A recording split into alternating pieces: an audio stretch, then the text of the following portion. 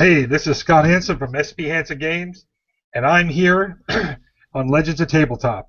I have to be, but you got a choice. That's Hey, true. hey everybody, this is John. I have with me Vince. Vince as usual. I can speak for myself, God damn it. Oh, I'm just so used to it. That's cool. All right, well, I'll pause next time and I'll let you do your thing. Thank you. And we are pleased and happy to have with us again for a second time around Scott Hansen from SP Hansen Games. Glutton for punishment. Well, Mike beat you to the first two-timer, but yeah, you guys are glutton for punishment, I guess, like you said. Yeah. Heck, So what's new? uh, well, I've gone down the rabbit hole again. I have got another Kickstarter that's at about a week in, and it's just as crazy and insane the second time as it is the first. So. Said you only talk to us when you need us for something. I see how it is. Yeah, what the hell? Well, It's nice to be one, though. That's right. use them up and let them go. All right, well, we have you on tonight because, like you say, you've got a new Kickstarter going. It's for your new game, Mahola. Mahola. So, why don't you give us a little bit of a synopsis? What are the game mechanics? What are we looking at here?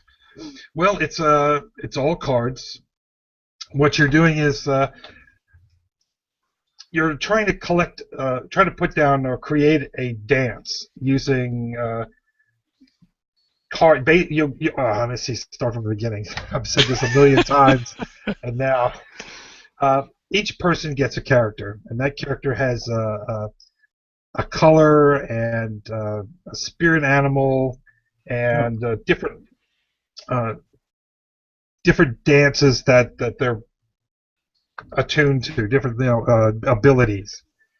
Then you'll get a hand of cards, and what you're going to do is you're going to play the cards on your tableau and try to arrange the icons and the colors so that they best suit your character. You'll get points for those, and the person that does it the best, that gets the most points, will win that hand and get a favor token. And the first person to get 3 tokens will win the game. All right. Sounds simple enough. It is. It's you're passing. There's lots of everything happens simultaneously, so you're not sitting around waiting. Mm-hmm. And you've got sort of a take that where you're not directly hurting them, but you're trying to pass them cards that will benefit them the least. Exactly. So being able to not only deceive the other players into thinking you've got a different, or not knowing what character you have, and trying to discover which character they have through deduction, or what they're playing and so on, is a key to winning the hands and winning the game. You have to do some serious thinking with this game. Well, yeah. It's funny that I love watching people play it for the first time. They're not sure what's going on. They're tentative. They're playing stuff and they're looking at the icons and so on. And then they score their hand for the first time, and you just see their eyes light up and go, ah. Oh, that's cool. Yeah. And aha moment. Yes, and now they want to play the next hand because now they're starting to get it. And when they play a few rounds, and then they start getting a little bit deeper. They start thinking about, okay, what does he have? They might have played the characters or seen what the characters could do.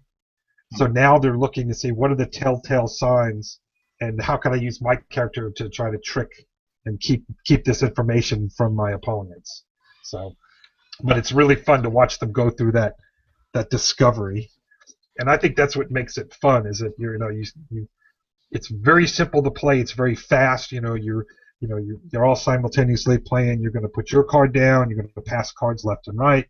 They're doing the same, and so it's 1, 2, 3, pick up, draw. Next round, right into it. It's like very steps quick, very Literally. Was that? It's like steps in a dance.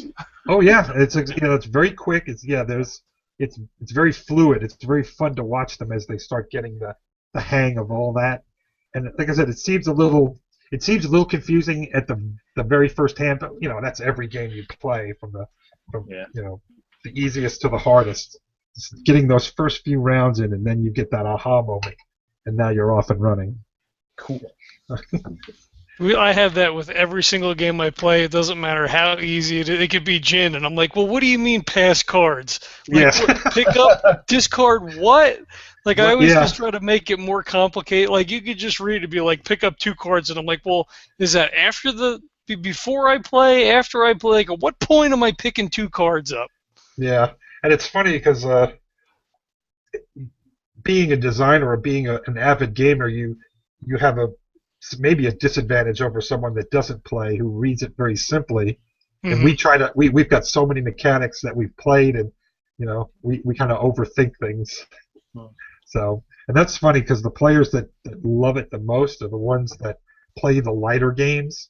When you get Right. somebody that plays a heavier game, the heavy Euros and stuff, it takes them a little bit longer to kind of stop thinking and start playing. So Well, I drag my brother playtests a lot of games with me, and I drag my father into it, who doesn't really play anything, poker. So I'm yeah, like, just stand there and just do what we're doing. I don't care. Like, you don't have to win. Like, you're not just. I need another body. And we got through one hand, and we're all looking at each other like, what the hell is going on? You read it. I'll read this one. You read this one. I don't know what's happening. yeah. But like you So say, after the first hand or two, like, oh, all right, now it makes sense. I get it. yeah, it all makes sense, and suddenly it all clicks. Yeah. Yeah. So yeah, it's funny trying to. I had to do a little like how to play video Hmm. for the campaign, and and I'm trying to not go into detail on strategies and things like just trying to be as simple as possible. But of course, epically failed and started describing some of the strategies to use for the different cards, and so a 5-minute video turned into a 35-minute video. Yeah. So we're looking at it's a 3 to 4 player game, Yeah, ages 12 and up, or maybe a little lower. You could probably yeah, get a 8, 10 year yeah, old. yeah. You could. I mean, some of them have played. Some of them, like again, I don't know. Like I said, I've seen younger play, and it just I guess depends on their level of uh, where they don't get distracted Yeah. by Well, all yeah, the yeah. moving and playing. But yeah, it's a fun little game and plays like I said. I love that fast.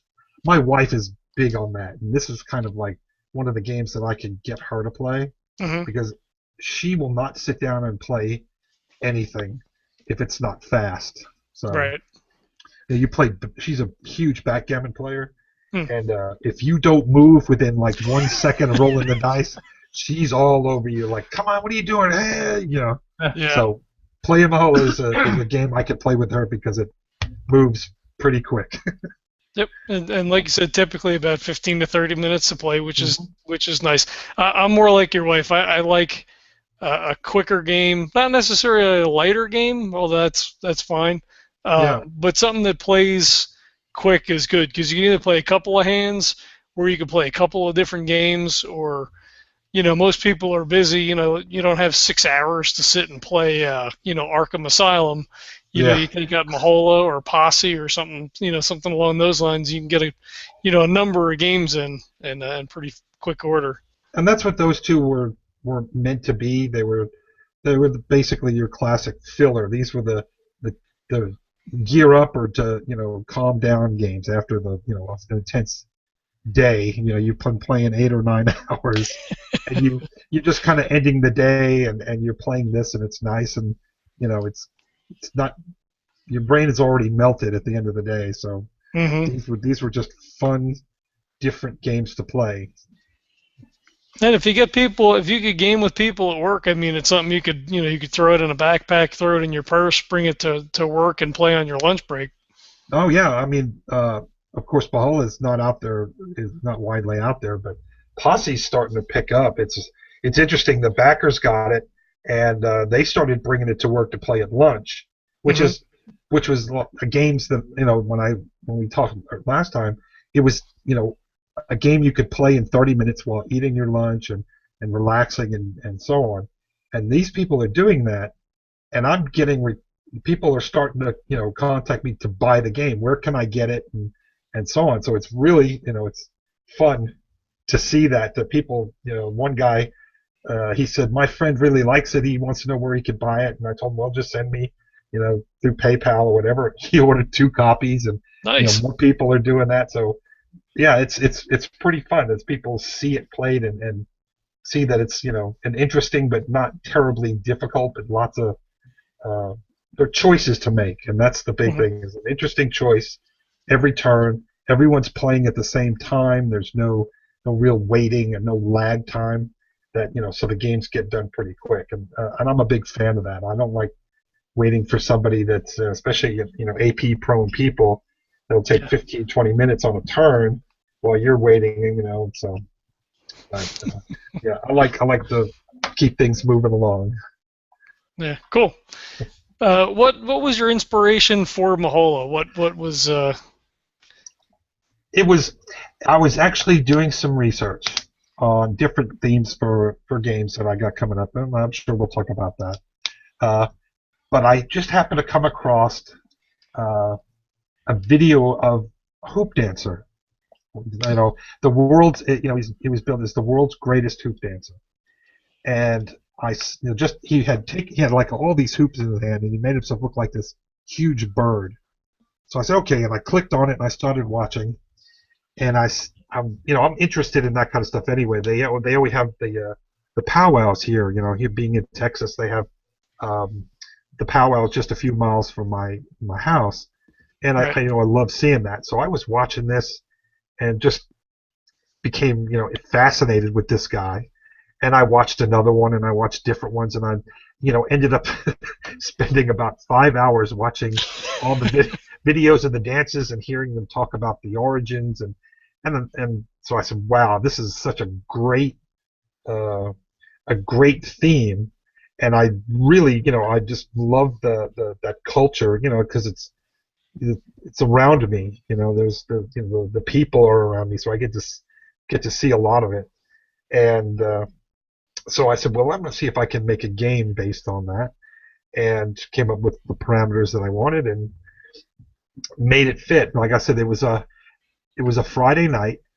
On Saturday, I did pretty much the mechanics as they are now, Hmm. um, and took it to the designer group. Yeah, I'm a member of the Dallas Designers Group, and took it to them, and we played a hand, and everyone was like, "You're like, wow." He says, "Where did how'd you think this up?" And I told them the story. Like this game's like 2 days old, 3 days old, and they were they were like, really pissed off. Like, what? So, we made a few tweaks and changes. We went through, the passing. I used to pass to, all three different players, and it got a little confusing passing across the table, Right. especially when you're passing to the guy and the other one's trying to pass over. It just got very clumsy. So we reworked it a bit, and passing left and right made the flow better. And then I I designed the cards, and I used bigger cards because I didn't have enough space on the smaller ones to. Hmm. It felt too cramped, so I made them the tarot sized, and you could see the art and everything. I made a prototype, and then I took it in September uh, to the powwow, the 53rd annual powwow, where I did the video, and videoed the dances and stuff. And I showed it I started talking to, some of the dancers and some of the artists, the artist people that were there. And they loved it. I mean, I really wanted to treat this, with respect and show that I really love this. This is not, trite Right. or, Right. stereotypical. I wanted to do something that uh, felt good and felt good to the people that it was portraying. Mhm. And so far, I've gotten, I just got lots of kudos from Native Americans that hey, thumbs up, good job, this is really cool. So and once I kind of got that affirmation, then the project went on and it started honing it, and now we're on Kickstarter, Right. sending it out. Cool. That's neat to be able to get that sort of acceptance. I don't want to say that it represents the culture very well, because I don't know, but I mean the artwork is beautiful. I mean it seems like it's done very respectfully, and to hear that you have that sort of positive reinforcement from people in the community, that's really cool deal. Yeah, and I mean, because I and some of my fellow designers, at DDG, they felt the same way. It was like, you want to be careful because you want to be sensitive to things, Hmm. and of course that's what I wanted to be. And then I said I didn't want to treat it. I wanted to showcase the different dances because the culture is surrounded by these dances, and they take them very seriously. And they, it's how they told their stories and how they would pass things down. It was these dances, and so it's just amazing. Like I said, you kind of go on a little journey of exploration when you pick a theme and you really dig into it. Now I'm gonna say up front, it's kind of like I took some poetic license, some artistic license, and combined different regions and different tribes, and just to make everything kind of fit, Right. so that it would all work. And and someone who's really an expert on the culture will know these things instantly. They'll be saying, wait a minute, that's from the plains, and that's from the New England, and that's it's Hmm. like, okay. And you kind of say, okay, I'm not an expert, but I did my best to kind of represent the culture in general. Hmm. you know Instead of picking a particular tribe, I went for the American part, more like sort of like you could represent Europe without having to be German or French, or Hmm. so on. Pick on a specific one. So, and that's Right. kind of what I did. All right. Eh, And speaking to the art in question, who was the artist that you used for these cards? This is a very famous artist. This is Charles Russell. If you're familiar with like Remington, um, where he did the bronzes and so on. He's sort of a contemporary of Remington. 1800s. He did lots and lots of. It was pretty much Western.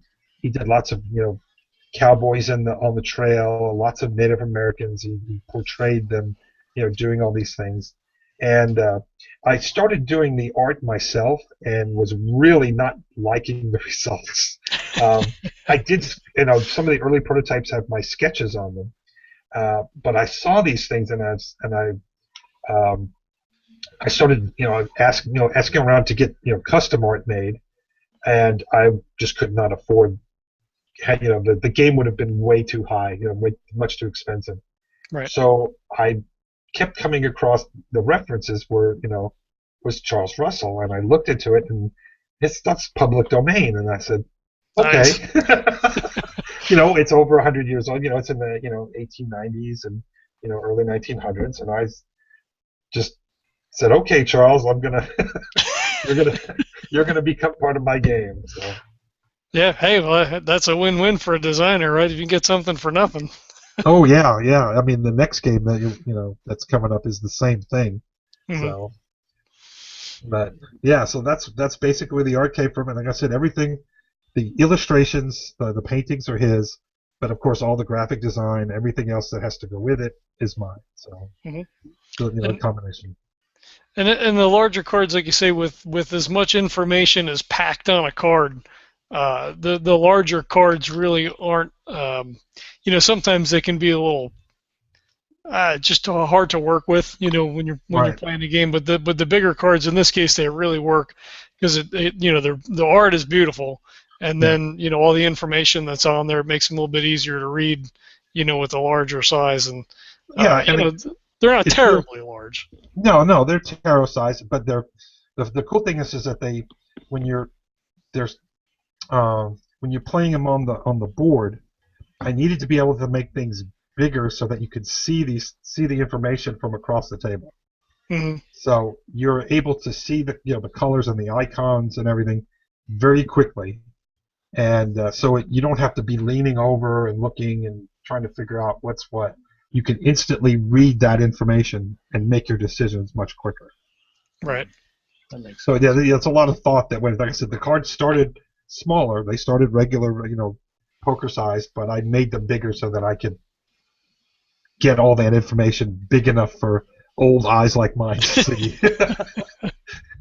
Well, we So, appreciate that. Large print book. yes. But yeah, that was the decision. It was, again, everything in a game you have to mull over. The sizes, how easy it is to read, how, what purpose do the cards serve, Hmm. and how do I just get that information out, and like I said, without having to look at everything and heck, even all the information's up in the top left corner, so that as you got the card, you're holding cards like normal. All the information on the card is there at a glance, so you don't have to go through each card looking at the top and bottom, top and bottom.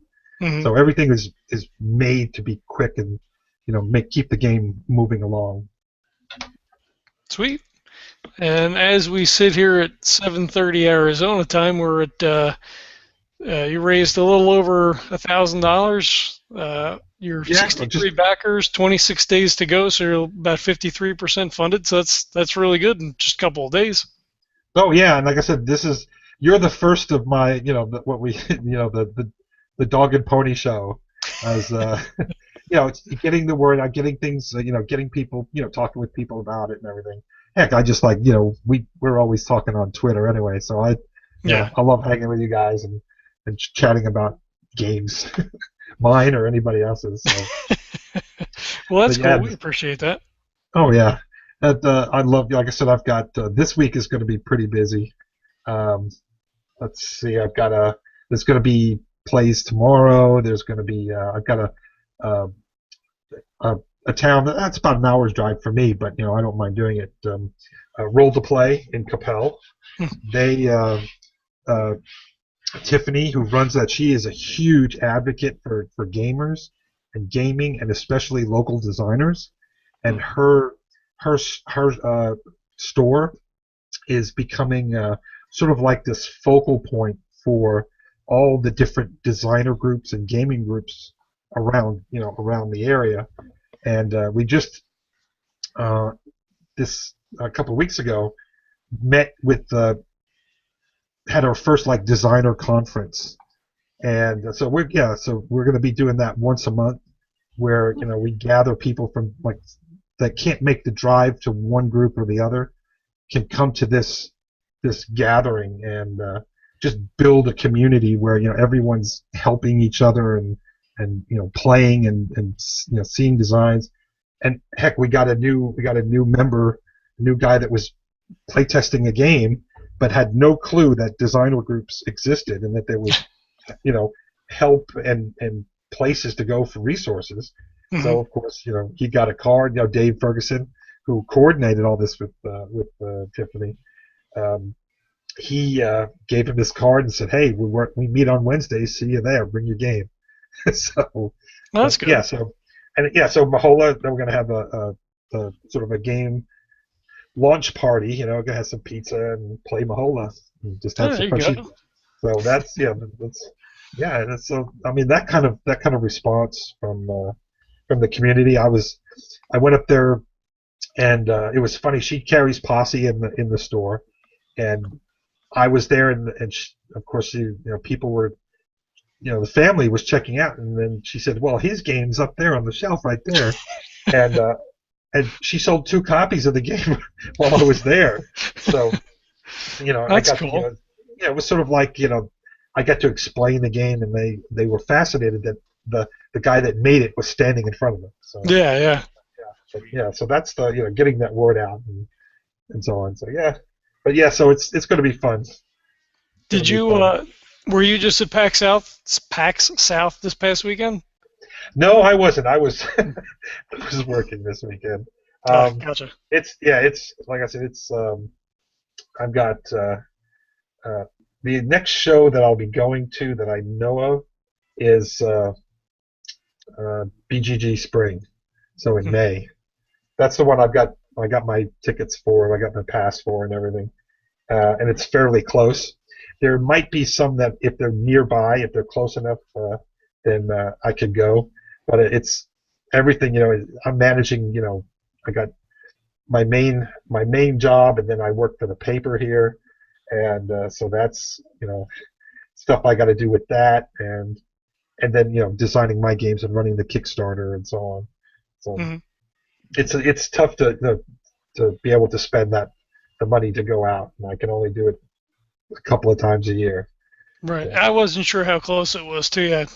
I believe it's down in Texas, isn't it? Is it in Austin? I'm not sure. I saw some tweets about it over the weekend, so. Yeah, I did too. Yeah, you follow all that. Now, the last one I did before this, I even missed the BGG here. It's 30 minutes from my home, but it was sold out, so I couldn't get tickets. And then when the time came, I got some tickets became available, but I couldn't go because I had already made plans, for that weekend. Not knowing I could go, so I actually got them hooked up to a friend of mine, and he and his wife were able to go and had a blast. So that's cool. Live vicariously through my friends. Yeah. You want to take this next one, Vince? Yeah, sure. As far as design strategy, do you have an overall design strategy when you're sitting down and creating? Well, yeah, it's I've been doing this for a while. So basically, what I do is I keep notes. I keep copious amounts of notes, and they're all over here. I got shelves and shelves of notes, much to the chagrin of my wife. But what I do is I like to I get a theme. I get something that hits me, and I'm usually working on 2 or 3 at a time. The ones that bubble up, and what I do is I let the momentum and I let the theme speak to me, and I take a theme and I say, okay, what do I want to do with this theme? What do I want to do with this game? What's the key points of the theme? And then I will look for mechanics that may or may not, that will fit it. And then I'll adjust that. That's my starting point, and then I build the theme and the mechanisms of the game together, so that you get, so everything is, you don't just get a mechanism and then slap on a theme, and you don't create a theme without realizing what mechanisms you work best with it. So I do the two in tandem, and it's really fun to see a game, kind of come to life with the art, even just basic art and everything, and it builds up, and then, like I said, it takes on a life. And so that's usually my strategy is I have 2 or 3 things cooking, and then I let the one that speaks the loudest go get the most attention. Okay, gotcha. But like, for example, I've got 3 titles that are well, I don't know if you saw the next one that's coming up after. Mahola is basically, it's put to bed. It's ready to go. It's I don't have to do any more design. I don't have to do anything. And when I kickstart something, it's complete. It's ready to go. I don't have to get the funds and then spend 6 months just finishing the design and getting things prepared. It's ready to go. Yeah. So I'm not asking backers to support my the design. I want them to help me produce it. Get it into production. Okay. But so Mahola is ready to go, and the next one that's being prepared is vaudeville. And so the day before, that Mahola the campaign kicks off, I get the first printed prototype of vaudeville. Oh wow! And of course, That's quick. It is, yes. It looks great. People, I've showed it to some people, that to the designer group, and I've tweeted some pictures, and I've actually got a BGG page with some photographs on there, so you can see the board and some of the boards and one of the card samples. So if you guys anyone out there in broadcast land wants to go look at it and give it a thumbs up. Cool. It's already starting to get on some of the anticipation lists, which was really fun to see. It popped up. I was looking at the page, and it's people are already anticipating it. So I'm like, ooh, that's nice. Yeah, that's cool. Yeah. So Vaudeville is it's the next one that's coming up. It's in playtesting. It's already been playtested, God, for like 6 or 7 months now, and all the tweaks and pretty much everything's been done. Might be some wording tweaks, but the rules are pretty solid. I mean, it's just going to go through. Now it's going to be introduced to the world after the Mahola campaign, and that'll be the next one. And then there was I have 2 more after that, and it's one of them is based on the New York City subways, the building of the New York City subways back in the early 1900s. Oh wow! And I've got a good idea what I want to do, but I'm kind of like at a crossroads, and I don't know which way to go. So I came up with an idea that I presented. Actually, it's really funny. I came up with an idea that I presented to the group, just a written page, like a 1-page synopsis of this game. And the designer group just went nuts over it, and we talked about it. And they Brad made a really cool suggestion that just made this game. It's going to be so freaking phenomenal that. And I've actually I'm making the pieces for it now, and I'm working on the mechanisms. But it is so freaking cool. It's yeah, I guess I can say it. It's not. I say, can you give us a hint? Yeah, it's basically it's based in ancient Egypt. It's called 12 Gates. Oh wow! The game is split. It takes place over quote unquote a day. So there's a timer, and it's split into 2 different phases.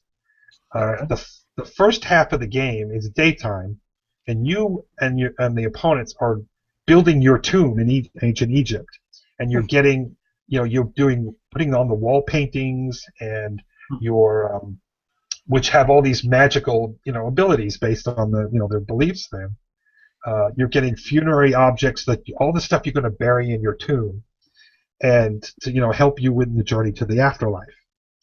So at the end of it starts at sunset, and the timer goes along, and you have to get as much as you can into this tomb, and then it's sunset, and everybody dies. And everybody dies. Yes. And then now the game is over. Right. So the beginning of the game is over, but during this time, in order to, since resources are limited and it's like worker placement, area of control type thing, what you're going to have to do is screw people over. It's a very kind of rough and tumble, take that kind of atmosphere to get the stuff you need. Mm-hmm. But every time you do that, you're going to get a feather, a mot feather, which is like karma, bad karma, and that goes in your tomb as well. And now, when you die, you change boards. Now, the first half of is daylight. Now you got a board that's nighttime, and in order to get to the afterlife, you're going to go through the underworld, and the underworld has these 12 gates, and each gate has has a guardian or guardians that you're going to have to appease with offerings or do things for it, or so on and so forth. But the last thing you have to do is go through judgment. You're going to have to get your heart weighed against the mot feathers. So if you have to spend the rest of the game helping people to get rid of all the bad karma that you built up to get the stuff in the beginning. So it's right. And the dynamic changes drastically, and now you're the people that that the person that you screwed over the worst in the beginning. Need help. Yes. Now you're going to have to try and convince them to let you help them to get rid of all this bad karma. So and it becomes sort of this almost a co-op-y, everybody we have to help each other get through these gates type of thing. And so again, you only have the from sunset to sunrise to do this. So it's pretty intense. Yeah, so it's like I said, it's this big double double action double action game. And like I said, the boards and everything, the pieces are really coming together. It's like it's just gelling so fast that I'm having it's a good time. You're gonna basically you'll have a board with tomb chambers on one side, and that's where you'll put your your scrolls, your funerary scrolls, and your ushabti. You're gonna in the first half of the game you start with servants, but in order to you're going to need servants in the afterlife. So what you're going to have to do is you're going to have to convince, you're going to have to get these servants and basically sacrifice them so that they become these ushabti, little mummy servants, and putting them in your tomb. And you're gonna, but if you don't do enough, you won't have enough servants for the the underworld. Little mummy figurines. Oh yeah, I'm going to try. I'm looking to see where I can get all the little figurines for that. So you've got to kind of balance that because when you don't get any new servants in the daytime, so you're going to need them to do all the errands and help you get all this stuff. But if you start sacrificing them too early, you're not going to have enough people to get to do much in the daytime. Well, that's a balancing act. Oh, I mean, it's just all these decisions that you're and again you're gonna it's like worker placement, and so I can go first. I'm the first player. I can put my servant at the front of the line for the market, and the next guy can come over and he can bump me from the front of the line to get first choice, but he gets a mott feather. Depending on where in line you are, you can bump people out of line and screw them over, but the more the worse it is. Like if you go to the head of the line, you may get 4 feathers for that. But if you go to bump person off the end of the line, you may just get 1. So I mean, so but you may want something that's in the market really bad, and so you may take those 4 feathers to get that item. And but later on, you need to do some wheeling and dealing to get rid of them. Yes, so it's like I said, it's a balance of how bad can I be to get the stuff that I want in this life, and then try to get rid of all that bad karma in the underworld. It's like I said, just playing it here at the house and screwing around with the mechanisms. It is so fun, and I'm thinking, okay, this has got to be the next game after Vaudeville, because this one is just so freaking sweet and so fun. That's cool. You guys are hearing it first. Exclusive. It's exclusive, yes. But again, it's these. So I've got, like I said, I've got 3 games that are in different various stages of development. And so when Vaudeville is in testing and it's going, I'm developing they're bringing the next game up to that level, and then the next one, the one behind it will be concept phase, notes, sketches, ifs, maybes, maybe I can do this, maybe I can do that, very fluid and flexible. And so that when Vaudeville hits when it's basically ready to go and complete, the next, the 12 gates will be up to the point where Vaudeville is now. What I mean? So I got this staggered leapfrog approach to gaming. And that's just because I was a video gamer and video game designer for so many years, and I had to do that. I worked on a different timeline than the development team. I had to have the game designed and ready for them, and then so that they could start and allocate resources and blah blah blah, and their producers could do scheduling. And meantime, while the team is halfway through this one game, I'm designing the next one. And so I'm used to that leapfrogging mechanism in my life, I guess. Right. Well, so as a game designer, then how difficult is it to come up with an original game mechanic? I mean, you're working on 3 different games right now. How is it? I mean, do you ever get into a game and think, oh, this is going to work, this will be good, and go, somebody did that already? Or does it even matter? Well, it does and it doesn't. What I like to do is it's very extremely difficult to come up with something super original. Everything that you see out there almost exclusively has been done before in a slightly different way, or you just take what I like to do is try to take 2 mechanics and see if I can hybrid them together some way. Um, you saw that a little bit in Posse, where I kind of melded a couple of mechanics into the, getting the Outlaws. It's sort of a auction-y, push your luck, area of control, area of control type of thing. It's Mhm. there's a hybrid of that. Um, but yeah, that's if somebody's like, for example, I actually sent a message to Gil Hova uh, when he came out with Networks, and one of the things I had on the table that I've had for years that I've been toying with was a game I called Primetime, which is basically Gil Hova's Networks. you know, um, almost exactly. I mean, there was let's say 75% match to what I had. Oh wow. So I wrote him and I said, I told him, I said, "Drat, darn you, you, the theme and everything." Yeah, and he got to it first, and I applaud him for it. It's such a great untapped theme.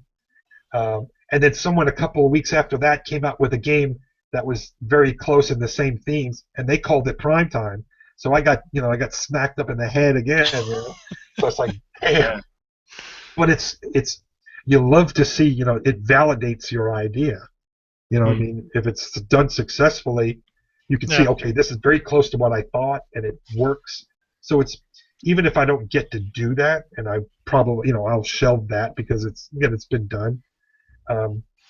I still, it still validates your thought process and your creative process. So it's not all bad. And again, you feel good for the guy that does it first and does it right. It really sucks when someone does it and they do it all wrong. They just take a big giant dump on this beautiful theme, and you can't. You're gonna have to let it, get it cleaned off and let people forget about it for a while before you can come back to it. Mm-hmm. You certainly poisoned the well. Yeah, it's. Go ahead. No, I'm just saying it's pretty crazy. It's all a day, a day in the life of a designer. Mm-hmm. So with Kickstarter now and other crowdfunding platforms, it's eliminated the barrier between designers and players, really. Has that affected your overall design strategy at all, or do you try to make something that's maybe lighter and quicker to play as opposed to like a big box game that's going to be Sandy Peterson's Cthulhu Wars, where you're $150 in to get the game? Well, I'm looking at it like this. I started researching Kickstarter, and I learned very quickly that backers they have taste. A lot of them, or most of them, have taste. They're discerning, especially after so many years now. You've got a crowd that knows what they like and will back something that looks good and has a lot of thought behind it. And so you just can't kind of throw something up there and expect it to it's not the Wild West that it was, 3 or 4 years ago. So what I did was I started a campaign page for something that was much bigger in scope, and then quickly learned that, okay, I don't have the experience or the knowledge yet to pull something off like that. So I'm going to start with smaller games, lower price points. I mean, even the first Posse attempt was too much. The price point was too high, but it was just something I had to learn from experience in that kind of a transition from, it's a very different design path that you take when you're designing for video games than when you're designing for board games. It's a different crowd, a different demographic. So I had to learn what they're looking for, and I had to get a feel for it. Mm-hmm. And I needed that failure to that people saw potential in the game and came to me and said, "Hey, here's the resources that you need to look at. Here's some suggestions. Here's where it shined, and here's where it failed really miserably." And being able, and I love criticism. I don't care. I've been called all kinds of sons of bitches in design games before. I don't care about that. I want to hear somebody. If you say my game sucks, I want to know why you think it sucks. Right. And I got that, hey, it got potential, but right now it really sucks. And I had to take that and rework the game so that it fell in a better price point, and Mhm. that the game flowed better. From the turns were everything was a little more defined, and I worked on it for like 4 or 5 months. From since the first fail to that's why it was called the The a reboot.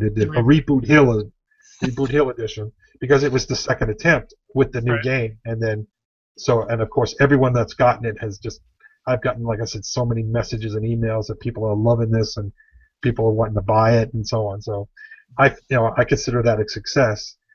But I was funded and I was able to go through the whole process, the whole crowdfunding process from start to finish. And now, and I learned so much, that again, Mahola is a simple game. It's got a low price point. It's fun to play. It's easy to learn. It's one of those you can take with you. Uh, and that was, again, so that I could get the experience and get my name out there, so that people will see, okay, he's a guy that's designing decent games, and I'll look and see what he's got. Right. And so now Vaudeville is a different story. Now Vaudeville is a little more ambitious. Mhm. It's a box game. It's a true board game. It's got lots of components. It's going to have a higher price point, but uh, being able to get it out in front of people and people are seeing it, and I'm already getting like I said, those oohs and ahs and I want to play type thing. So, Right. and that makes, as a designer, that's my sole purpose, is to watch people play your stuff and have fun with it. Right. It just Right. makes you feel so good. Mhm.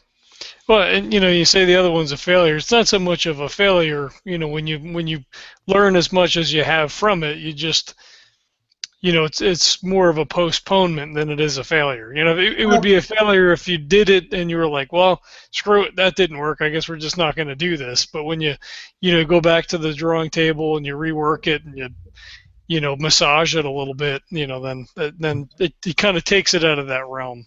yeah, I mean, there are games. I've worked on games for you know a year and a half, almost 2 years, and then they get canned. Video games. You put 2 years of your life into a game and really working it, and and then they cancel it. And it's not because the game is bad. It's because two companies have a falling out, Yeah. and so now, okay, yeah, well, we're not doing this game with you anymore, and they're going to Yeah. go home with their toys.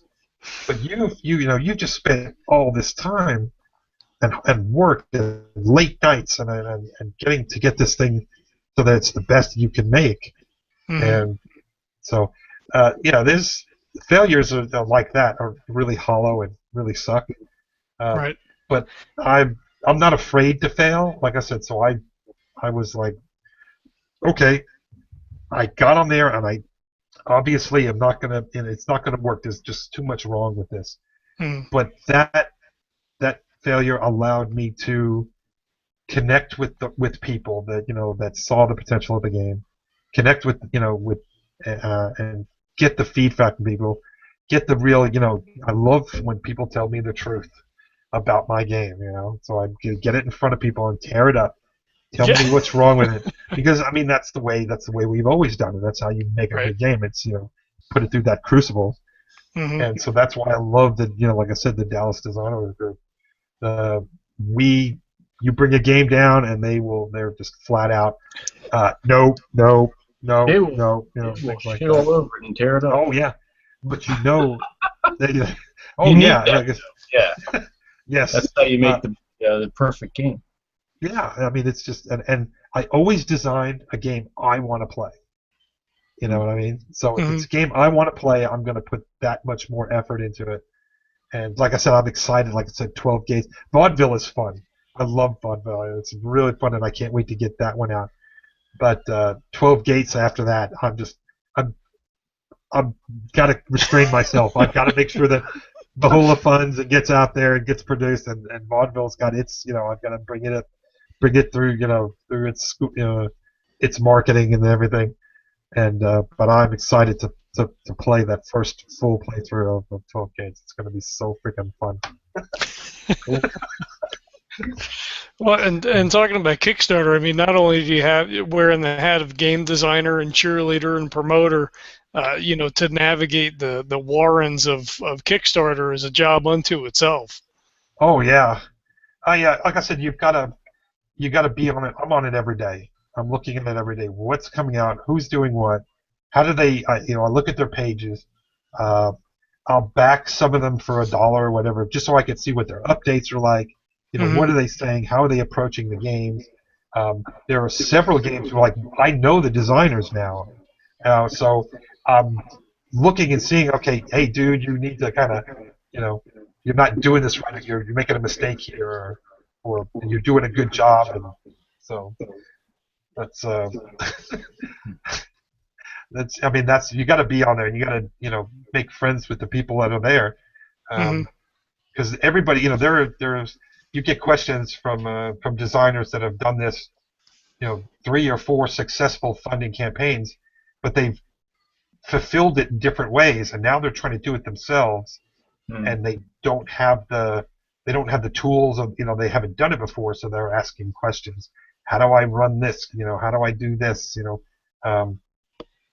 I got to print and play. What formats do the rest of the world use, Mm-hmm. for creating that? And I'm getting feedback from gamers on how to improve my stuff, and I in turn am able to share that knowledge with other designers, other Kickstarter campaigners on Right. their stuff. So, and it's like I said, it's a nice community. So, but that's but you got to be part of it. You can't just come in and you see some of.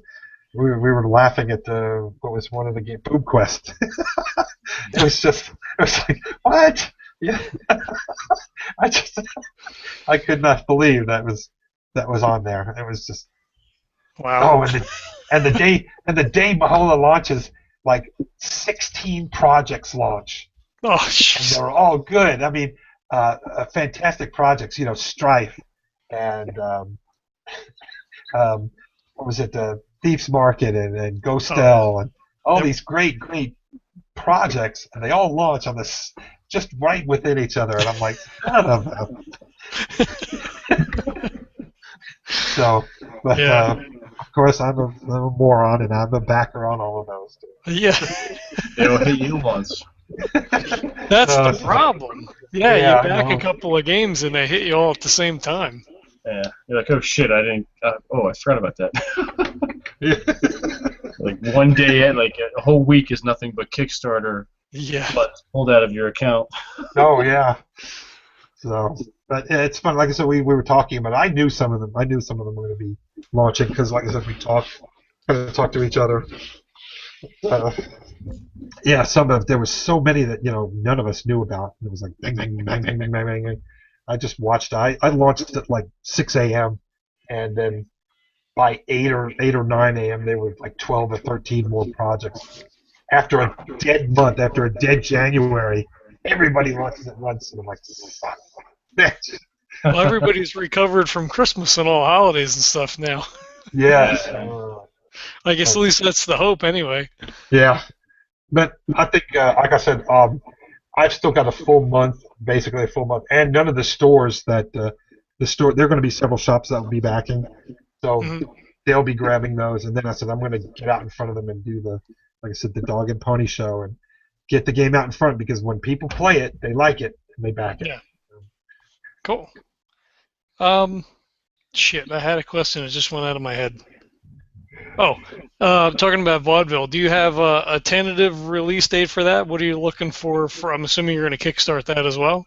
Oh, yes. The plan is to kickstart it. I'm looking at late Mayish. So pretty quick. Yeah. Oh, yeah. Like I said, the Mahola will produce. Like I said, it's ready to go. All I got to do is send it to the printer. So it'll be done 5-6 weeks, depending on the printing time, and then I'll be full force into the next one. I've already set up so many reviews and to to make sure people got me in their calendar Right. months ahead. Mahola, I had to spend. I set up reviews for Mahola back in October, so you've got to do that because so many games and so many people want their stuff reviewed. To give the reviewers plenty of time, and they've got calendars and they're booked solid. So I want to make sure that they get all the I want to give them all the consideration that you guys do reviews, and so you want that consideration. You're not gonna Yeah. some schmo is gonna come out. I'm launching on Kickstarter tomorrow. I need you to review my game. Well, but the problem is, like, you sent Mahola, and I think it probably, we play it off and on here and there, and, it was like 2 months, and I'm like, well, when is that going to release? Okay, I'll make sure I get it to you, like, at least a week before. Yeah. But again, you have that leeway, and you can play some and get a good feel for it. Yeah. And then, luckily, we're still here because I don't know if you heard, they had those. The day after Christmas, we had tornadoes down here, and the first one that hit that night was about 1,000 feet from my home. Oof. So very close. Yeah, my neighborhood right next door got decimated. So wow. And then it combined with the other one and really tore up Garland and stuff. Those people just got really slammed.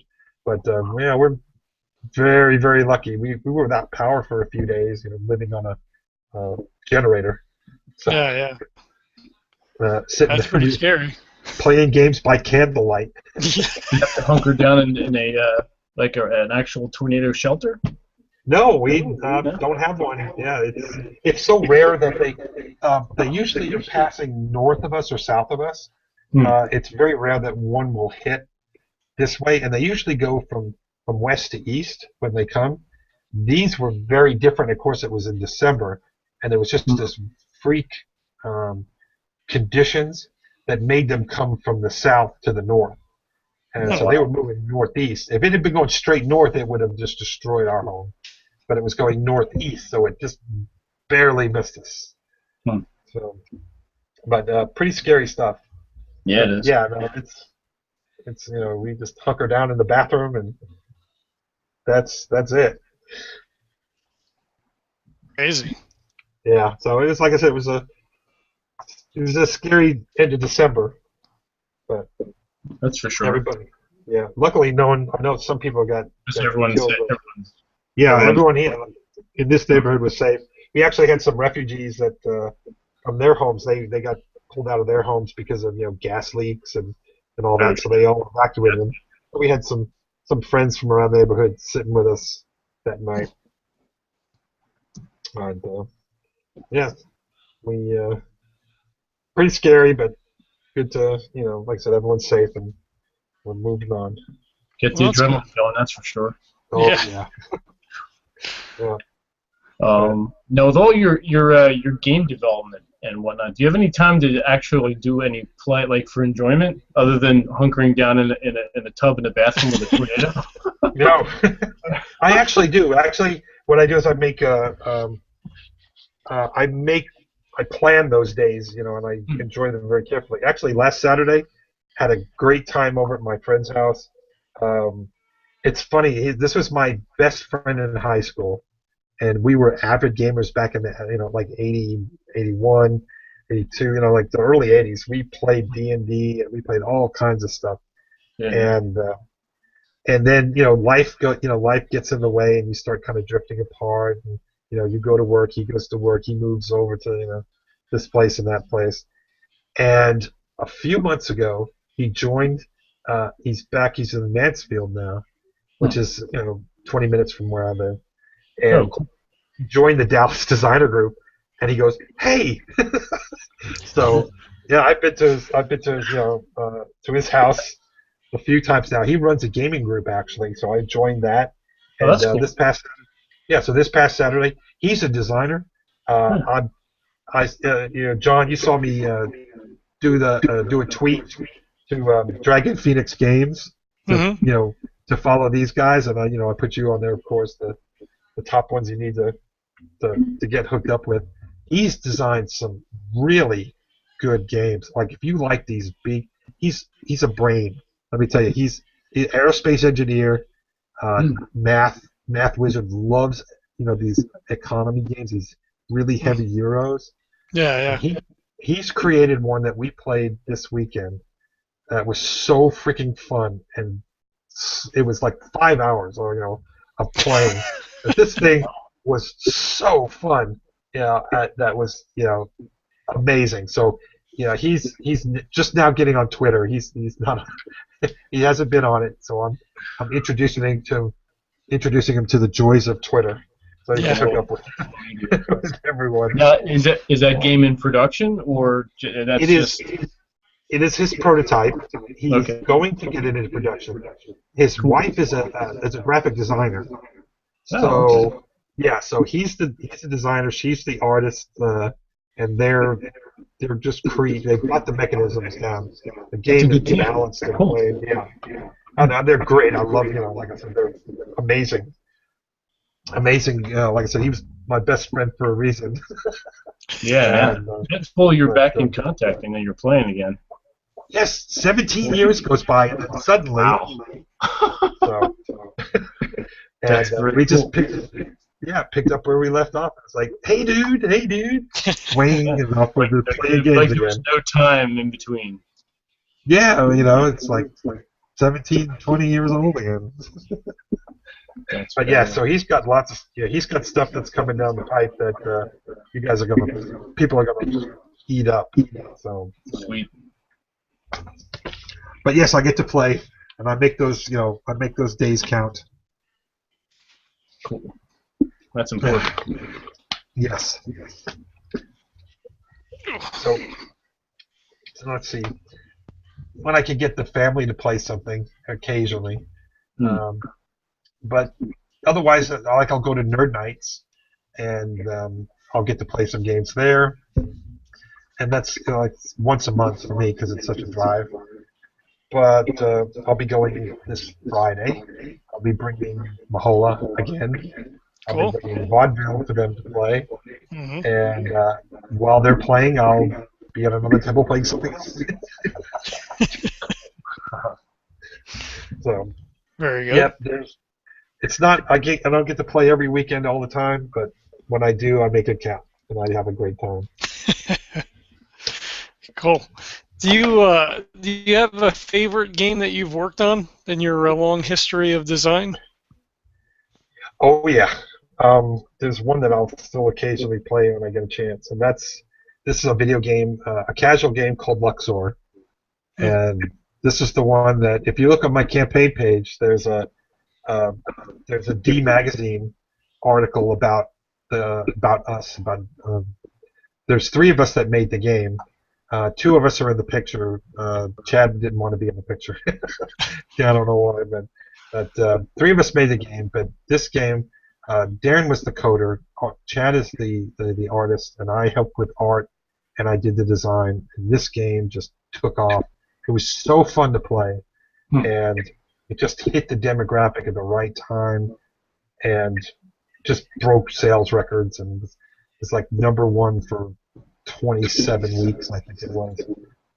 It's just amazing, and it still sells. They still sell that game online, and that was in 2004, 2004. Damn, 12 years ago. Damn. But it got 40 million downloads in the first year. Wow. And it was just huge, and it was the first time that I'd ever had groupies. We had a booth at E3 in 2005, and people were coming up to. They knew who I was and wanted pictures and autographs of the game with the game, and it was just surreal. That's cool. Yeah. But it's a good feeling. Yeah, I'll bet. Sure. So, and we did the team that the 3 of we added Noah and Matt came on board after Luxor, and the 4 of us just were cranking out. We had every game we did was #1, So we had like six number one hits in a row, and Nice. it was just phenomenal. That's my nostalgic time. And do you do any video gaming still? I mean, do you design for video games at all still, or no? Yeah, I do. That's what I do. Right now, I'm doing I'm doing contract work, and I've been doing that constantly. I do lots of mobile stuff. Um, I I do lots of the monetization.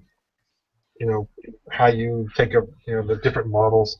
You have a game that's free, but you have in-game purchases and stuff like that. That's been the model for a while, but it's kind of going away back to the premium, where you buy the game and don't have to buy anything else, but what they call premium content. Right. So, Yeah. and again, you just got to kind of keep up with the trends and all that on mobile. Mm-hmm. So, but Cool. it's a whole different world. But all this stuff that's coming out, there's actually in Duncanville, which is it's right where I live in Duncanville is. They opened up a school, an AR VR school, and this studio is just freaking amazing. Everything they're doing, learning to do medical technology, and where you can look at someone, get a scan of somebody and look at their body and operate on them through AR, the Hmm. augmented reality and the virtual reality.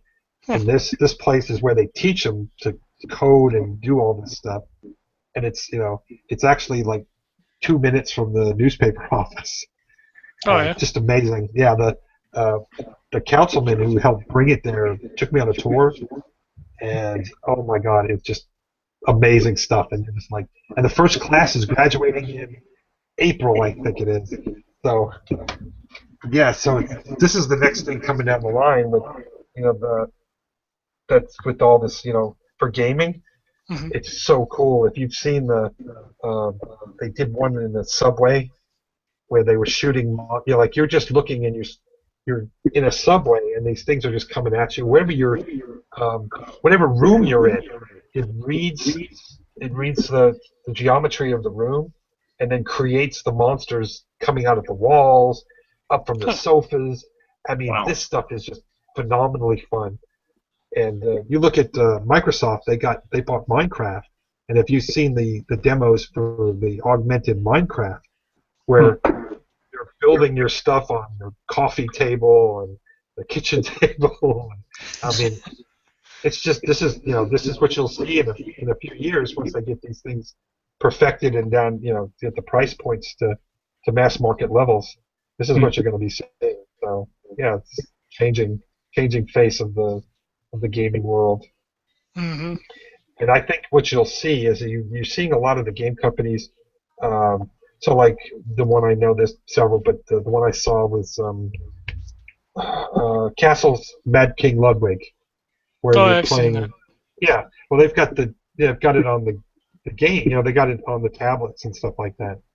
Well, what you're going to see, and I think what you'll be able to do is you'll be able to put your board out on your table and be sitting at your house, put on your augmented glasses and be able to see everybody else that's connected to your group and play a board game based, where you're actually not sitting there, but having the pieces where you're moving them virtually. So you'll be able to play these games from distances. I mean, this is what I think you'll see, in the next, let's say, 5 years. It's just really fun. So board games and video games will kind of come back together in this, this little nexus. Right now, you've got a lot of players that are coming from. We're seeing a growth in the board game industry.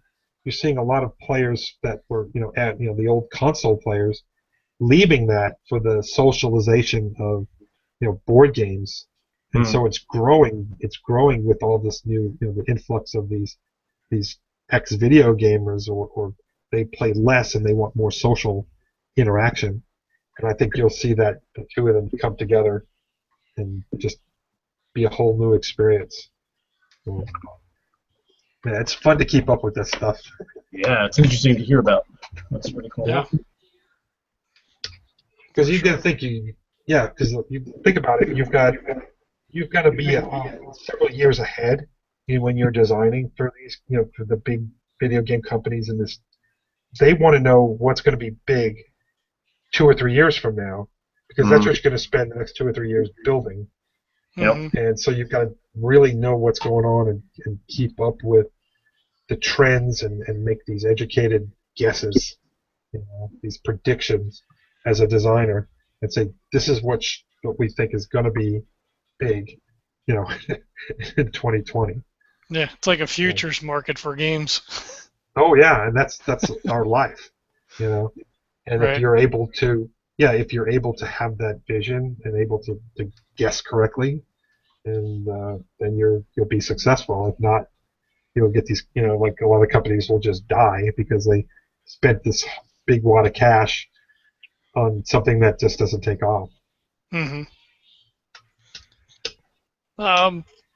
When did let me start over again. When did you design your first game? I designed my first game in 1978. I was in high school. I went to a specialized high school in New York City. I was in the commercial art and advertising. What do you call it? Major, I guess you'd call it. The curriculum. Mm-hmm. And what you had to do is you did a little of everything as you learned. And we had to do a board game. One of the things that we had to do was create a game, design it, do the art, do the rules, do everything. And I created a Spider-Man board game. Nice. And that was my first one, and I really enjoyed the heck out of that. And then in 1980, we moved to Texas. My mom got transferred, and we all moved down here. And I was, I didn't know anybody. And Harv, the guy I was talking about earlier, he had just moved from Utah. His father had moved from Utah. They changed jobs and came here. So we both didn't know anybody.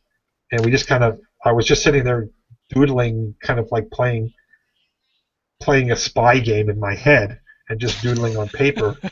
And as I was doing that, and he looked at that and he says, "Hey," and he says, "This looks just like a game I want you to come play."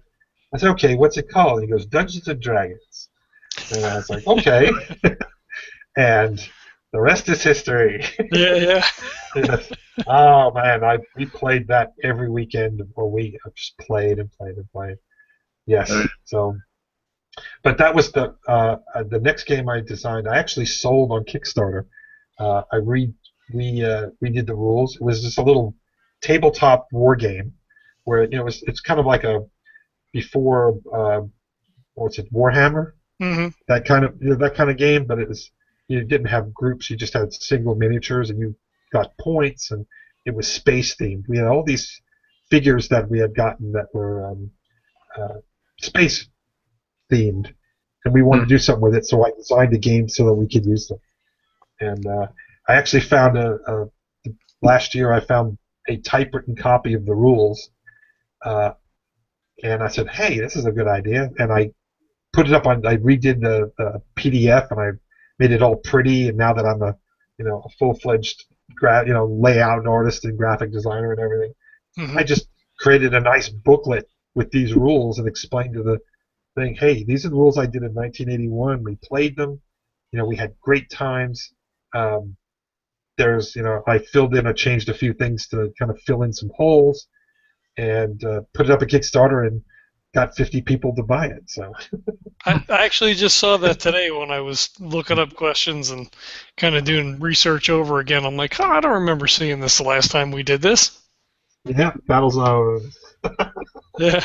But yeah, that's what the rules were. They were, like I said, they were from 19. I wrote them in 1981, and I actually they had sold that. There was a company Heritage that was interested, and they bought the rules and they started making figures for it. And about 3 months later, they went under.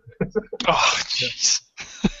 So I kind of sold it, and then I didn't. You know what I mean? Yeah. But by then I had graduated high school, and I just did I did um, I wrote coded software, accounting software for a long time. Now And that sounds fascinating. oh yeah, it was funny. I had one guy. I told him that I love games, and I've written games for on my little home computer, my Atari 400. Hmm. Written several games, um, and I told him I could whip out a game, no problem. And he said, okay. He said, make Donkey Kong. And I said, okay. And about 4 hours later, you could play the first level of Donkey Kong. Only Mario was Opus the Penguin from Bloom County. Nice. Yeah. Huh. And he ran up the ladders, and he had the barrels. And they were just looking at, and of course you're looking at this PCs, the old PCs. But that was what, 85, I think. Hmm. Yeah. But in 92, they had a new computer animation and multimedia course opening up, starting at the Art Institute of Dallas. And this was a brand new course. There was the first one in the country. And I talked with the family, and I said, okay, I want to do this. So the family says, go for it. And so I quit my job and went Wow. back to school. Yeah. And within a year, I was doing so much freelance work that I was able to pay my bills, and I took most of the bills back over just from freelance work from doing computer animation, because it was like two or three qualified people that could do 3D animation. So I did work for TI, I did work I mean, just all over the place. Cool. Yeah, it was worth the risk, that's when I got into gaming. When I was working for the company doing multimedia, and they also had a game company in the same offices. And I said, oh, I want to do that. And they were working on this, what I thought was a really, really cool project called Harvester. And that was a wild ride. But but yeah, when I graduated, the week later, they hired me, and I was off, and I was into games. Cool. Oh, dead air. Dead air. I was typing. What the, Oh goodness. Okay, so it's still dead. So I guess all right. So I guess it's me then. Yeah. So Come on, host. Come on, host. so do you have any advice for someone who's starting out in game design for either board game or video game? Yes. Read. Don't. It's so funny. I see. I actually I had one person that was. They loved one thing. They didn't read. They didn't try new things, new food, new experiences. They liked one thing, and they stuck with that. And they thought they were going to be able to come up with all these great ideas to do games, but they had no knowledge. They had nothing. They had no experience. They didn't no different cultures, no different books, like different genres. Didn't take an interest in anything, and they knew they could play games, but they would play the same type of game over and over and over again. And I said, well, try this other one. Nah, I don't like that. You'll never be a designer. I remember I got called to the carpet once when I worked at Paradigm because I didn't play enough games at work. I swear to God, they were like, we're noticing that you're not playing enough games. You're not in the break room playing games enough. And I was like, it was just so counterintuitive. Like you're working to create games, but they wanted you to play games constantly. I wanted you to refill that well. Yeah. So that's what you've got to do. So a game designer's got to have ideas and be able to look for ideas or know when there's an inspiration for something. But if you don't, it's like nothing in, nothing out. Mm-hmm. So the first thing I tell someone is to read, try new things. Pick something that you would, at random, and say, hey, what about this? Just read a book, even if read a small book or look at some kids' books, just something. Just Right. look at something different and get a feel for it, get a taste for it. Read something it's really dry. If you're is psychology and sociology. It's really hard to do that when you're not a sociologist, you're not into that. But reading psychology papers on how the actions of crowds, actions of cultures, what drives people, when they're alone, and what drives people when they're in a group. There's different driving motivation. Luxor was an example. Our demographic our main demographic was like the average was a 50-year-old woman, Mm-hmm. and you have to change how you think and play upon the psychology of that demographic. Generally, I know this is a blanket statement, but generally, women don't like space games. They don't like mechanical games, and they don't like fighting, being Mhm. attacked directly.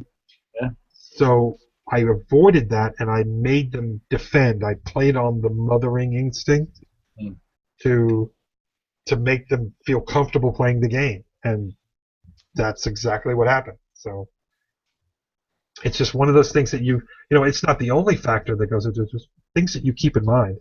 So there's so much the designer has to have all this knowledge and just constantly broadening their horizons, trying new things. I like to, like a try new food.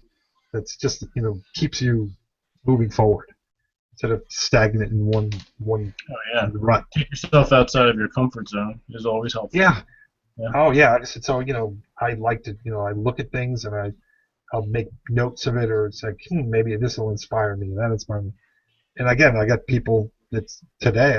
Last week were asking me, how in the world did you think of, Indian Native American dances for a game? And then you're telling me, it's, you gotta be looking. Yes. Experience it. Cool. And then again, I always fascinated with the world around me. And you see it once, and it's noisy, and they're dancing. There's so much energy in it, and you just try to bring that to the game. Yeah. It sounds like you've kept that childlike sense of awe, and you're bringing it to your game design. Oh, my wife calls me the big kid. Yep. And that's an asset, man. That's an asset. Oh, I love it because I get to play like I was 10 years old, but I got the money to do it. Yeah. Nope. So. Badass. But yeah, that's what you gotta be positive, be happy, be curious, read. So if you want to be a designer, then you've got to start with that. Learning the mechanisms, learning how to put things together. You can learn that in school, or you can have a knack for it. But if you don't have anything to go with it, then you're just dead. It's just an exercise in math. Yeah. Mm-hmm. Well, and all the things that you're saying, really, that's a good life philosophy, not just for a game designer, but for just going about your daily business. Take yourself out of your comfort zone, and just experience everything going on around you. It works for me.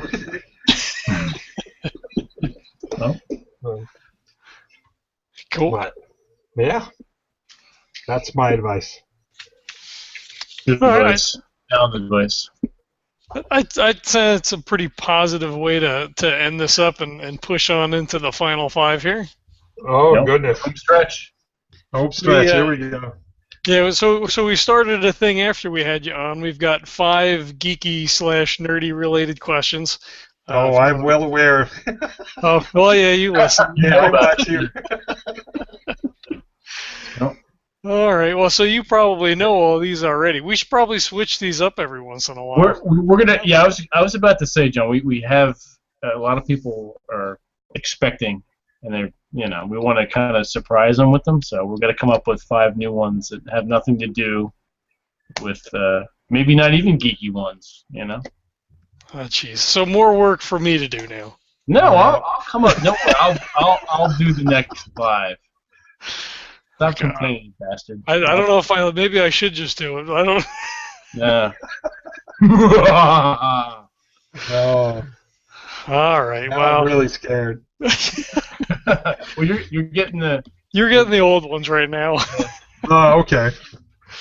All right. So we got Star Trek or Star Wars. Okay, I've actually been thinking on this one for a month. You were preparing? Holy Yes, shit. I will for that one at least, because okay, my answer is Star Trek, but Okay. each of them has a special place in my life. Star Trek I watched it with my father. It's one of the few memories I have of my father, where we watched this show when it was originally on TV, Yeah. and I would sit on his lap and we'd watch the and he had built the Enterprise model and put the that's lights cool. in it and everything, and it was on the mantelpiece. And he would hook up the little 9-volt battery to it, and the lights would come on, and the cells would turn, and I'd see it on TV, and then I'd look at the mantle, and I'd see it on TV, and so Star Trek has always held that place. You know, I mean, it's special for me. That's cool. Yeah. But Star Wars, however, changed my life it drove me into. It's actually what got me into the computer, the special effects, which is what I specialized in, and with my computer computer degree. But when I saw it originally in the theater, I took a date to it, and we didn't even watch it the first time, you know. But seeing the movie kind of ding, ding, ding, like little bits of it here and there, and the movie was over, and this is back when you could just stay in the theater all day if you wanted. And I told her, and I said, "We're staying to watch this movie." And she says, "Okay." And I watched it, and I was just floored by it. It was just so freaking cool that I started making my own films. I started doing special effects on my own. I borrowed a camera, got the film, I did everything. I did stop motion. I did stop motion with figures and characters, and I did stop motion with people. Cool. I did effects. I painted. I did like where you were shooting blasters, and I painted the blaster on the film itself. So the laser got rays on this little what's it 8mm film with a magnifying glass, and I just had a blast doing that. And like I said, and when I was able to do that, the final year that I was at the high school, my project for the year was to do an animated film in a Disney style. You know, do the acetate. You know what I mean? Where you draw it on, you do all the character animations on paper, and then transfer the lines to the acetate, and then you ink it, and you paint it, and you did all. And that was my project for the year, which was really cool. It's a lot of work. And I was before I moved to Texas, I was going to be an intern in an animation studio on Madison Avenue, but I had to give that up when we moved to Texas. So, but like I said, I was able to do that a few years later when they offered the animation at the Art Institute, and like I said, quit the job and took that risk, and there I go. Cool. Yeah. So Star Trek. Just a roundabout way of saying Star Trek. Yes. Well, But both are special.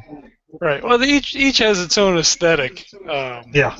You know, and you know, one's not exclusive to the other, but you know, as far as for our purposes with the questions here, you have to choose. Yeah, and I have. Tabletop or video games? Tabletop. Even though I've been doing video games for 23, 24 years now, God.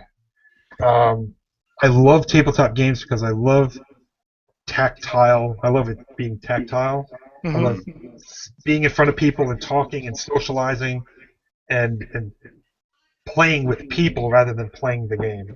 Mm-hmm. And so whatever game it is, it's always fun based on the crowd that you're with. Right. So, Well, but yeah, the tabletops game. are, yeah. Oh, go ahead. No, I was just saying that the tabletops are much better to me. Yeah, the games become almost superfluous to just hanging out and socializing and just Yeah. being with other people. And a good game that lets you create a narrative with your friends, and you create a memory, and so you can come back and you remember the time that we played this game, and so did that, and this, and Mm-hmm. that's fun. Yeah, for sure. DC or Marvel? Marvel. Okay. When I've always loved Marvel. It was I used I was of course a comic book nerd like crazy, but you remember Spider-Man started basically the year I was born, and I collected Marvel comics. And, and when I was 18, I sold my collection, bought a car, bought a computer, paid for the insurance. I had almost a full complete up to that time Spider-Man collection. Hmm. I had X-Men from one on. I had a full collection of those, just tons and tons. And then I had a man that he was a big comic book nerd, and his wife made him get rid of all his comics. And rather than throw them away, he gave them to me. Oh, So, nice. yes, Hulk, That's Captain great. America, Iron Man, Fantastic Four, Thor. Oh yeah, oh yeah. So I've always I love the Superman show and the Batman show in the '60s and with George, '50s with George Reeves and of course Adam West, and I Mm-hmm. love those. Yeah. But the comic books, I love the stories and everything with Marvel. I think by far and away Marvel's the heavy favorite on this question. Mm. Oh yeah, it's a different just a different breed. I mean, and I know people love well, you get the fanboy types that will never touch a DC or never touch a Marvel. But to me, it's all about the stories and how it makes you feel and can you relate to them. I love the Mm-hmm. New 52. I've been following. I've been getting Superman, Wonder Woman, where they've been they're hooking up, and so this. I mean, it's just fun. It's just what can you do with the universe? Mm-hmm. So today I read lots of independents and some Marvel and some DC. But Yeah, I cool. love the independent stuff. Yeah, I was into the independents a little bit more before I stopped collecting, and Yeah. I haven't picked up a comic book in forever. Uh, I get them. I still get maybe two or three. I love Walking Dead. Hmm. I've got a huge collection of those. Like I said, I like seeing. It's one I'm following now that just started maybe a year ago. Is Rebels. It's set in the Revolutionary War, Hmm. and I love it. It's just really cool. So yeah, some of those. Like I kind of follow those, and I'm not so much buying them to collect. I'm buying them to read, and I like having them Right. there. And again, when you're a designer, you want to go to inspiration. You can look at some of these stories. And like a designer friend of mine, coworker, used to say, was it good designers borrow, great designers steal. Yeah. So, I remember you saying that last. Yeah. so Little trade secret. yes. Mm-hmm. All right, we got sci-fi or fantasy. This one I've been mulling over too. Keeping me up at night. Yes. And I'm torn. I'm like right 50-50 with either one. I love both. I'm going to say sci-fi simply because I collect old pulp magazines as well. And I have lots and lots of sci-fi from the 50s, what they called space opera, Mm-hmm. and Yep. just real cool adventurous stuff. And a lot of the great authors are in these magazines, these pulps. You know, what was it? Howard and Asimov and all. They all got their start. I mean, I've got the books where they got their first published stories. So it's just amazing to have to see them grow and how they Mhm. they evolved in their style and everything. It's just fun, and I love, like I said, I love a good action, not so sciencey where I have to worry about whether they depicted molecules or gravity Right. correctly or anything like that. I'm in my spaceship shooting ray guns, Yeah, having yeah. fun. So, sci-fi. All right. And if you could have one superpower, what would it be? Uh, one superpower. Yep. Only one. Oh, just. Oh my God. Oh. You've had all this time to prep. I know, and I can't decide. There's so many. I would.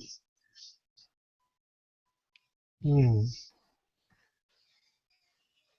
goodness gracious. I'd love to fly. Yeah. That to me, that would be the greatest. So I didn't have to. You don't have to get in a car or waste gas. It's like I want to be over here. Mm-hmm. Pull a Neo, pull a Superman, and fly around the world and go visit.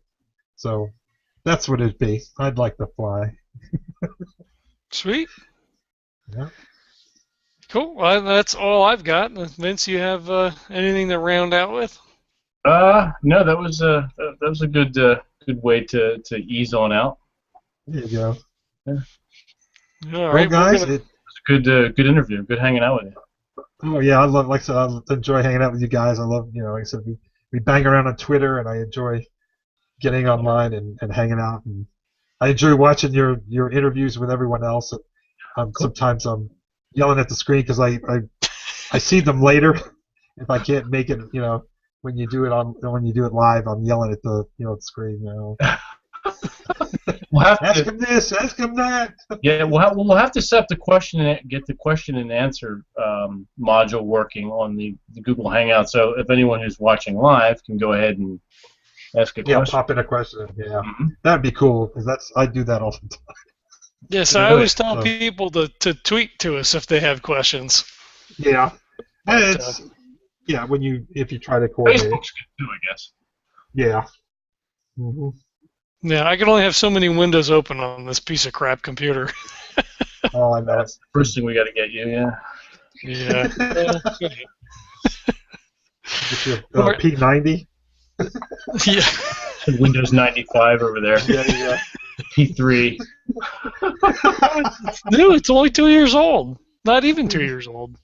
Oh, it's dinosaur. Well, technologically, I suppose. Yeah, probably is. you need something new every year to be shit. Oh, the hell with that. Forgot who I'm talking to. Yeah. John is the worst. Oh my God. Oh my goodness. I take napkins from McDonald's, so I don't have to buy napkins when I go to the store. Oh my God. Oh Jesus! You would just take fistfuls. Napkins and what's it? The little ketchup packets and the salt and all I don't those. do that. You have your limits, huh? Yeah. I mean, how much ketchup can you use, really? Yeah. In your glove box, you had 6 different fast food place napkin things. They had the different logos on them and shit. Well, everywhere we stop at for something to eat, you just grab a couple extra napkins. I use them in the car. I check my oil. If you got to blow your nose or something, Oh my God. Today wipe the windows down a little bit, That'd be a Boy Scout. You got to be prepared. Hey, I was a Boy Scout too, but I wasn't stealing extra napkins. Yeah. Is there a You Boy put them Scout out there badge for for you to that? take them. There is. It's like a napkin conservancy. Yep. Eagle Scout.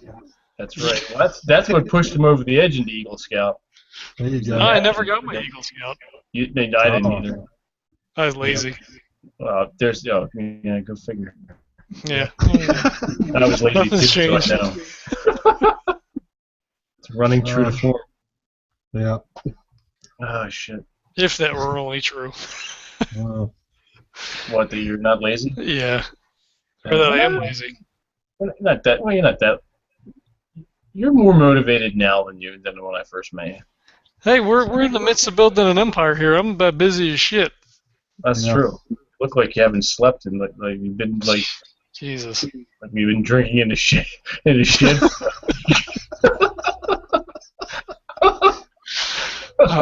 would make some good B-reel stuff. There you go. Yeah, I mean we're still live, so it's all good. Yeah. Yeah.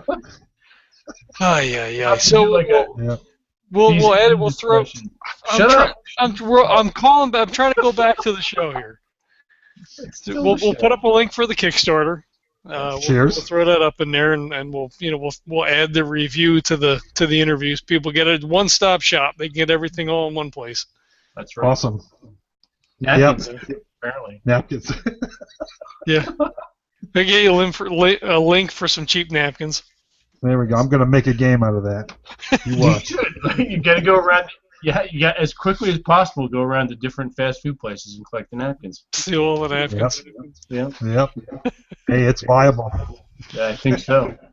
Hey, nothing's off the table. You got to think out of the box. That's Absolutely. it.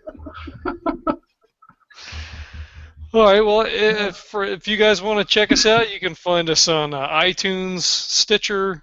We're on SoundCloud. You can catch all of our gameplay on Instagram. We have a Facebook page, Twitter. Obviously, we're on YouTube. If you're watching that, you already know that.